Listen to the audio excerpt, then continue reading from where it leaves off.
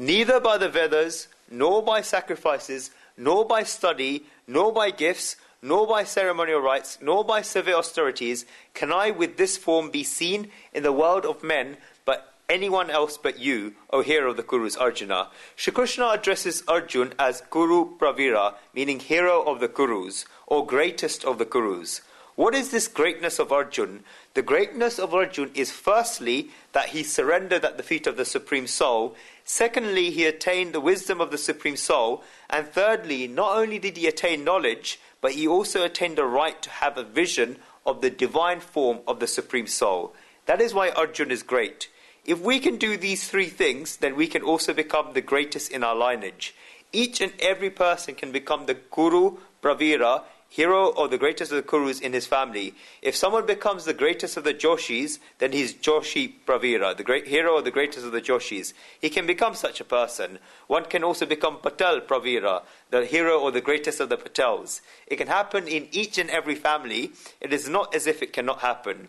The Supreme Soul says he cannot be seen in this form in this world by the Vedas, by sacrifices, by study, by gifts, by ceremonial rites, different types of actions, nor by severe austerities. The Supreme Soul says it's not possible for anybody in this world apart from Arjuna to see this form of the Supreme Soul up until then.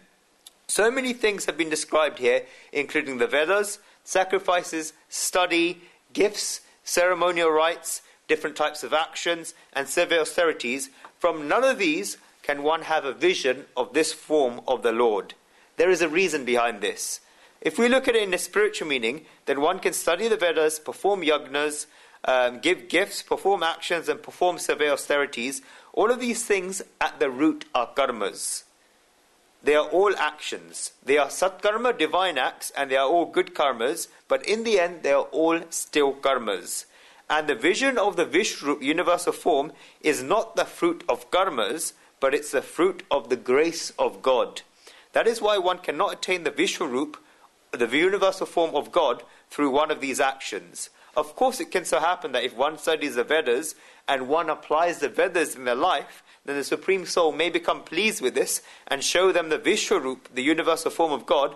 But if one studies the Vedas and memorizes all the Vedas by heart, then does the Supreme Soul give this person the vision of the Vishwarup? No.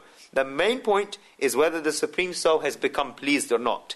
If the Supreme Soul has become pleased, then one will attain the Vishwarup, the universal form.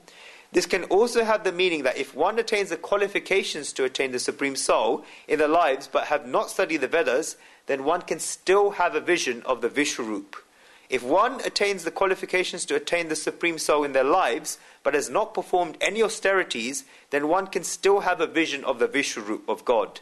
Remember particularly that I'm not trying to undermine any of these actions. I do not intend to say that all of these things are useless, but what is the cause for all of these actions?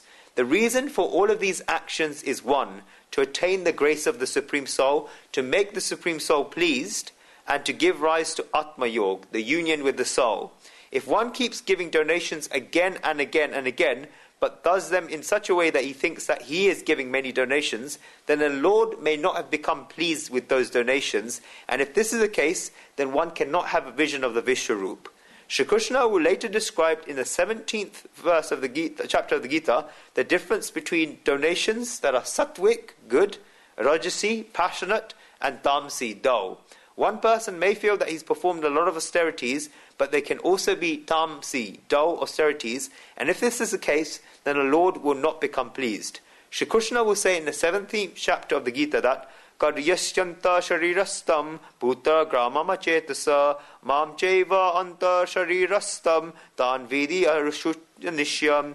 Being foolish, they oppress the group of elements in their body, and me also dwelling in the body, know these to be demonic in their resolves. If this is the case, then God will not become pleased with a person. The root of all of these actions is to make the Supreme Soul pleased and to attain the grace of the Supreme Soul. As a principle, write down one thing.